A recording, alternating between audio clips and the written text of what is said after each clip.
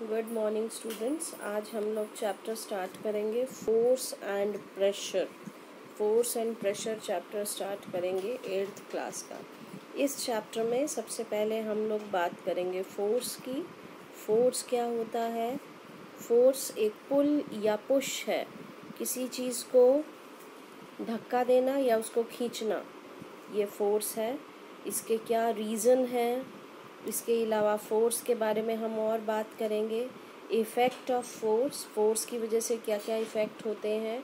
Shape change होती है object की, या वो स्टेट ऑफ मोशन चेंज होती है। स्टेट ऑफ मोशन मीन्स अगर कोई चीज़ रेस्ट पे है वो चलना शुरू कर देगी, और अगर कोई चीज़ चल रही है तो वो रेस्ट पे आ जाएगी। इसके अलावा इस चैप्टर में हम लोग बात करेंगे प्रेशर की। प्रेशर क्या होता है, प्रेशर कौन कौन एग्जर्ट करता है, सॉलिड, लिक्विड, गैस। इसके अलावा हम लोग बात करेंगे टाइप ऑफ फोर्स की, contact and non contact force. Contact force जो किसी चीज़ को छूने पे लगती है, और नॉन कॉन्टैक्ट फोर्स जो किसी चीज़ को बिना छुए लगती है। तो ये सब चीज़ें हम इस चैप्टर में पढ़ेंगे, फोर्स एंड प्रेशर। सबसे पहले हम लोग करेंगे व्हाट इज़ फोर्स। फोर्स क्या चीज़ होती है? सबसे पहले फोर्स क्या है? Force it is a push और अ पुल। किसी चीज़ को धक्का लगाना या किसी चीज़ को खींचना, ये दोनों चीज़ें फोर्स होती हैं। If an object has to me move we have to pull और पुश। अगर हमें किसी चीज़ को चलाना है तो हमें उस चीज़ को धक्का लगाना पड़ेगा या खींचना पड़ेगा। जो फोर्स होती है, फोर्स की जो यूनिट है उनको न्यूटन कहते हैं। एन और न्यूटन एक साइंटिस्ट था जिसके नाम पे इसकी यूनिट रखी गई है।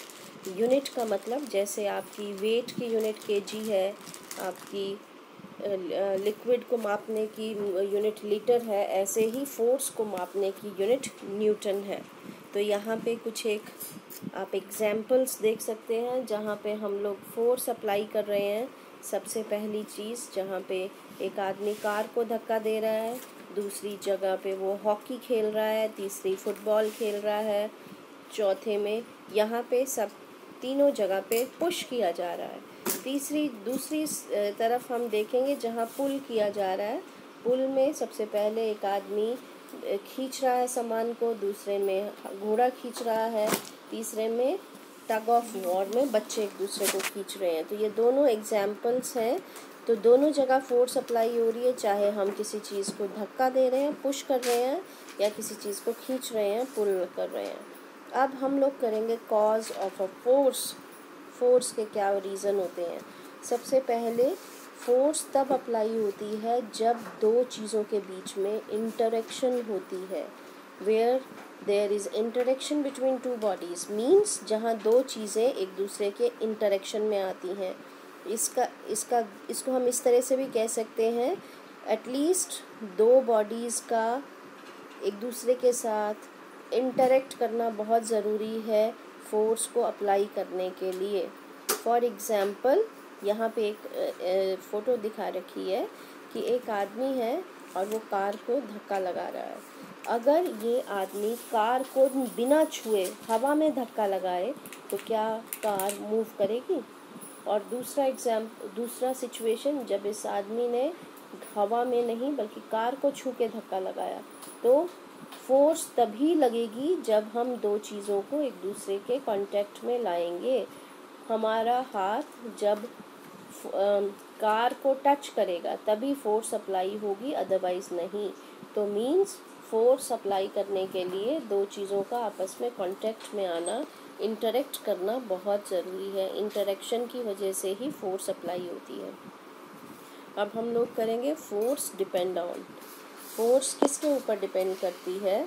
सबसे पहली चीज़, when two or more forces are involved the strength of force depend on the direction of each of the force as well as its magnitude. Means अगर किसी चीज़ पे दो फोर्स लग रही हैं तो टोटल फोर्स किसके ऊपर डिपेंड करती है? एक तो डायरेक्शन, दोनों फोर्सेस की डायरेक्शन क्या है, और दूसरा दोनों फोर्स की मात्रा क्या है। When forces are applied in the same direction, the net they get together whereas when the force are in opposite direction the net force is in difference of the direction. means अगर दो forces same direction में लग रहे हैं तो दोनों का effect add होगा. फॉर एग्ज़ाम्पल अगर दो बच्चे दोनों एक धक्का लगा रहे हैं बॉक्स को और एक ही डायरेक्शन में लगा रहे हैं, दोनों एक तरफ खड़े होकर दोनों धक्का लगा रहे हैं, तो बॉक्स के ऊपर दोनों की फोर्स ऐड होके लग रही है. और अगर एक बॉक्स के ऊपर एक बच्चा राइट साइड से धक्का लगा रहा है, दूसरा बच्चा लेफ़्ट साइड से धक्का लगा रहा है, तो बॉक्स के ऊपर दोनों की फोर्स नेगेटिव होगी, एक दूसरे से माइनस होगी, और जिसकी ज़्यादा फोर्स होगी दोनों के डिफरेंस के बराबर उसके ऊपर फोर्स अप्लाई होगी. जैसे यहाँ पे दिखाया है कि यहाँ पे दोनों फोर्सेस ऑपोजिट डायरेक्शन में लग रही हैं, रस्सा खींच रहे हैं, इधर 2 लड़के खींच रहे हैं, उधर 3 लड़के खींच रहे हैं, तो नेट फोर्स क्या होगी, ये दो बच्चे तो बराबर हो गए, इन दोनों की फोर्सेस तो माइनस हो गई, सिर्फ ये तीसरे बच्चे की जो फोर्स है वो नेट फोर्स है जो इसके ऊपर लगेगी. तो जब दो फोर्सेस ऑपोजिट डायरेक्शन में लगती हैं तो रिजल्टेंट फोर्स जो होती है वो जो है दोनों को माइनस करके जिस तरफ ज़्यादा फोर्स है उस डायरेक्शन में लगेगी. जैसे यहाँ पे एग्जांपल दे रखा है, 2 लोग अप्लाई कर रहे हैं फोर्स ऑपोजिट डायरेक्शन में, ठीक है, टेबल को धक्का देने के लिए, दोनों की फोर्स बराबर है तो टेबल वहाँ से मूव नहीं करेगा क्योंकि दोनों की फोर्स बराबर है, दोनों की रिज़ल्ट माइनस होके 0 आ गया है. यहाँ पे दिखाया है कि दोनों बच्चे सेम डायरेक्शन में फोर्स लगा रहे हैं तो दोनों की फोर्स ऐड हो गई, प्लस हो गई, तो ये टेबल वहाँ से मूव कर जाएगा. अब यहाँ पे दिखाया गया है कि अगर फर्स्ट केस में देखो कि बॉक्स के ऊपर F1 और F2 ये 2 फोर्सेस लग रही हैं सेम डायरेक्शन में, तो नेट फोर्स क्या होगी, F1 प्लस F2. यहाँ पे नीचे वाले उसमें दोनों के ऊपर ऑपोजिट डायरेक्शन में फोर्स लग रही है, F2 वाली ज़्यादा फोर्स है, F1 वाली कम फोर्स है, तो net force will be F2 minus F1. और यहाँ पे डायरेक्शन किसके ऊपर डिपेंड करेगी, डायरेक्शन डिपेंड करेगी नेट फोर्स किसकी ज़्यादा थी. अब यहाँ पे अब हम लोग बात करेंगे effect of force on the object. किसी ऑब्जेक्ट के ऊपर फोर्स का क्या इफ़ेक्ट होता है. सबसे पहले फोर्स किसी चीज़ को रेस्ट से मूव कराती है रेस्ट से. कोई चीज़ खड़ी है तो वो मूव करना शुरू करेगी. फोर्स किसी चलती हुई चीज़ को रोक सकती है. जैसे एग्जाम्पल, गोलकीपर ने फोर्स लगाई और बॉल रुक गई. तीसरा, स्पीड चेंज हो सकती है किसी चीज़ की. आप लोग हॉकी खेलते हो, हॉकी खेल के एक बच्चे ने बॉल को हॉकी से पुश किया, दूसरे बच्चे ने उस बॉल के रास्ते में ज़रा सी हॉकी लगा दी, तो उसने फोर्स अप्लाई किया जिससे वो जो है बॉल की आपकी क्या चेंज हो जाएगी, स्पीड चेंज हो जाएगी. या यहाँ पे नीचे दिखा रखा है, एक बच्चा साइकिल चला रहा है, वो जितनी ज़्यादा फोर्स लगाएगा साइकिल की स्पीड चेंज हो जाएगी. इसके अलावा फोर्स डायरेक्शन को चेंज कर सकती है. बैट्समैन ने अपना बैट लगाया और बॉल की डायरेक्शन चेंज हो गई, तो यहाँ पे एग्जांपल है कि वो शेप चेंज हो सकती है, डायरेक्शन चेंज हो सकती है. लास्ट जो शेप चेंज हो सकती है फोर्स अप्लाई करने से, जैसे कि आप रोटी की आटा बनाते हुए, आटे की रोटी बनाते हुए बेलन से जब उसके ऊपर फोर्स अप्लाई करते हो तो उसकी शेप चेंज होती है. तो ये आपकी डिफरेंट ये है, पेपर में आती है फोर्स का क्या इफ़ेक्ट हो सकता है. यहाँ पे दिखाया गया है, we can see that a girl tries to push the wall but the wall does not move because the force apply is insufficient. Thus, it is not necessary that force always bring the stationary object in motion. This is important.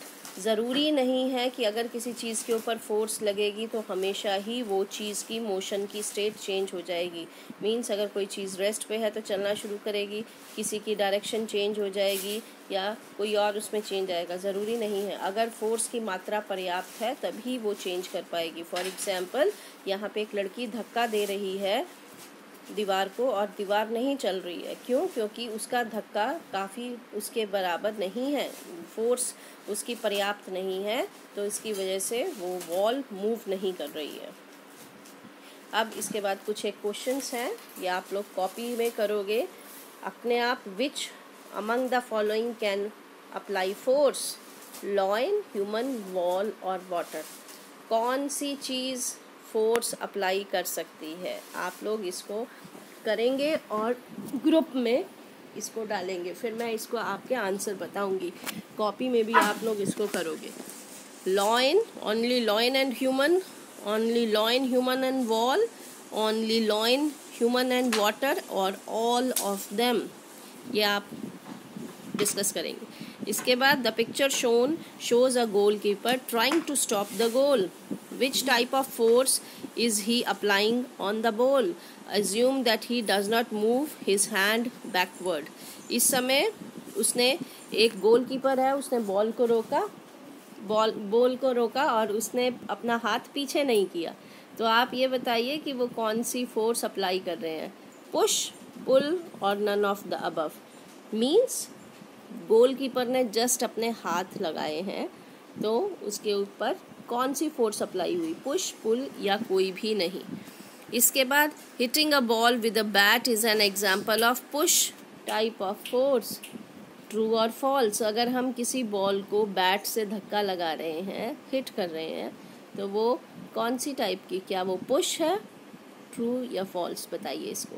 In a game of tug of war, the fat person in the team B has 50 unit of force. 3 people of team A can apply 10, 20 और 15 unit of force respectively. Which team is going to win? एक मोटा आदमी है जो 50 unit की force लगा रहा है और दूसरी टीम में 3 आदमी हैं। 3 आदमी, एक 10 यूनिट की, एक 20 यूनिट की और एक 15 यूनिट की फोर्स लगा रहा है। तो आप इसमें बताएंगे कि कौन जीतेगा, टीम बी या टीम ए। इसके बाद block A is pushed by 2 guys with 50 units force each and block B is pushed by a single guy with 20 unit force as shown in figure. Which block experience greater net force? यहाँ पे एक photo दी हुई है block ए और block B की। Block ए में 2 बच्चे उसको ऑपोजिट डायरेक्शन से फोर्स लगा रहे हैं और फोर्स 500 यूनिट की है, दोनों 500 यूनिट की फोर्स लगा रहे हैं ऑपोजिट डायरेक्शन में। दूसरी ब्लॉक बी में एक बच्चा सिर्फ एक ही डायरेक्शन में फोर्स लगा रहा है 20 यूनिट की। तो आप बताइए कौन से ब्लॉक के ऊपर ज़्यादा नेट फोर्स लगेगी, ब्लॉक ए पे, ब्लॉक बी पे, या दोनों इक्वल फोर्स को एक्सपीरियंस करेंगे। सो ये आपकी क्वेश्चन है, 5 क्वेश्चंस आप लोग कॉपी में करेंगे और ग्रुप में इसके आंसर्स डालेंगे पेज का स्क्रीनशॉट लेके। ये आपने कॉपी में करना है। जो मैं आपको मेन पॉइंट्स बता रही हूँ ये कॉपी में नोट डाउन, या आप इसको, ये क्विज़ 5 क्वेश्चन की क्विज़ आपने कॉपी में करनी है और उसका स्क्रीनशॉट लेकर मुझे ग्रुप में भेजना है। बाकी का हम लोग कल करेंगे, नेक्स्ट क्लास में करेंगे। Thank you.